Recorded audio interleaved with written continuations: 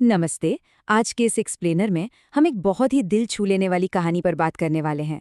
एक ऐसी कहानी जो हमें हमारी उस बुनियाद की याद दिलाएगी जो जिंदगी के सबसे भयंकर तूफानों में भी चट्टान की तरह डटी रहती है। असल में होता क्या है ना, हम दुनिया की चकाचौंध में अक्सर उन रिश्तों को भूल जाते हैं जो हमारी असली ताकत होते हैं। तो चलिए, बिना किसी देरी के इस दिलचस्प विश्लेषण को शुरू करते हैं।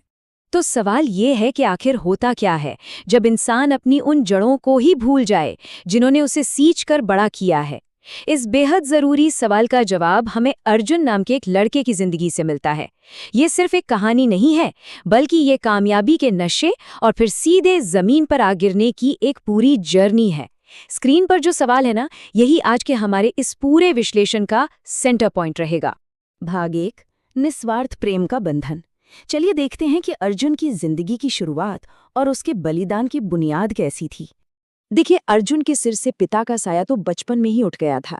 उसकी माँ, जिनका नाम सरस्वती था, उन्होंने उसे पालने के लिए अपनी जिंदगी झोंक दी। मतलब बिना किसी सपोर्ट के, सिर्फ अपनी हाड़-तोड़ मेहनत और मजदूरी के दम पर उन्होंने अपने बेटे को बड़ा किया। सोचिए, अर्जुन की कामयाबी की उस इमारत के नीचे उसकी माँ के न जाने कितने पसीने और कितनी रातों की नींद दबी थी। अब यहाँ एक बहुत ही दिलचस्प बात है। शुरुआत में अर्जुन अपनी माँ पर पूरी तरह जान छिड़कता था।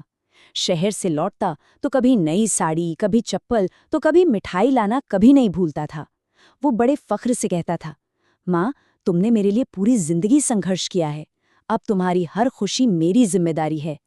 गांव वाले भी कसम खाते थे कि भाई ऐसा बेटा तो भगवान हर माँ को दे। भाग 2, दूरियां और अलगाव। अब देखते हैं कि कैसे बाहरी चीजें इतने मजबूत रिश्तों में भी दरार डाल देती हैं। अब जरा इस टाइमलाइन पर नजर डालिए। ये एकदम परफेक्ट तरीके से दिखाती है कि निशा नाम की लड़की से शादी के बाद अर्जुन की प्रायोरिटीज कैसे बदल गईं। जो लड़का कल तक सिर्फ अपनी माँ के लिए जीता था, अब उसका पूरा फोकस, उसकी पूरी दुनिया अपनी पत्नी की तरफ शिफ्ट हो गई थी।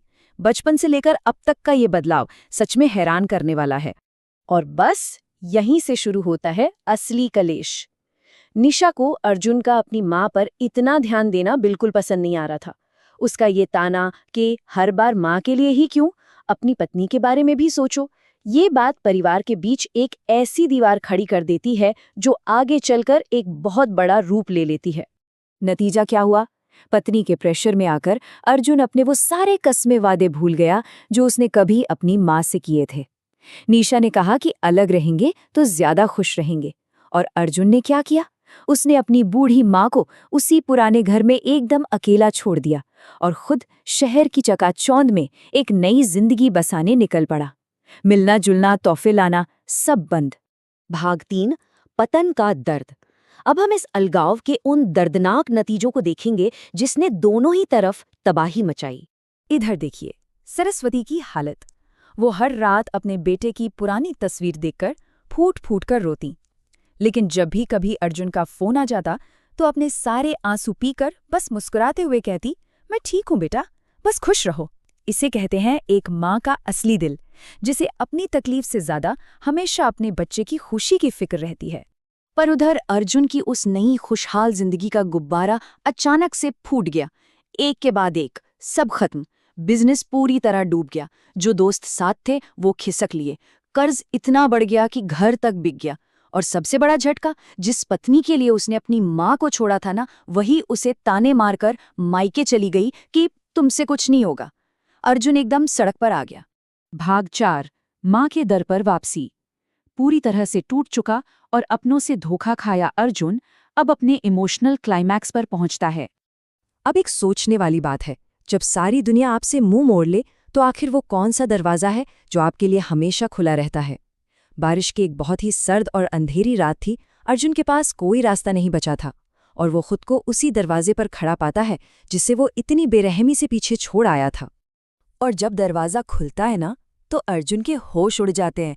अंदर कोई गुस्सा, कोई ताना नहीं था, बल्कि घर के अंदर जाते ही उसे दिखा कि आज भी उसकी पसंद का खाना एकदम ताज़ा बना हुआ था।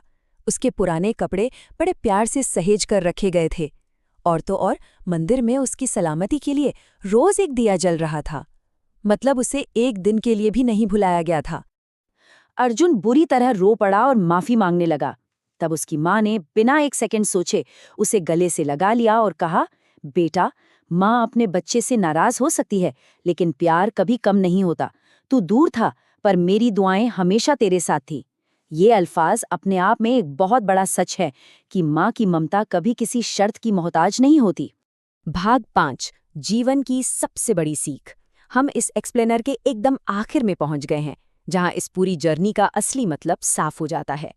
स्क्रीन पर दिख रहा ये कंपैरिजन देखिए, ये सब कुछ साफ कर देता है।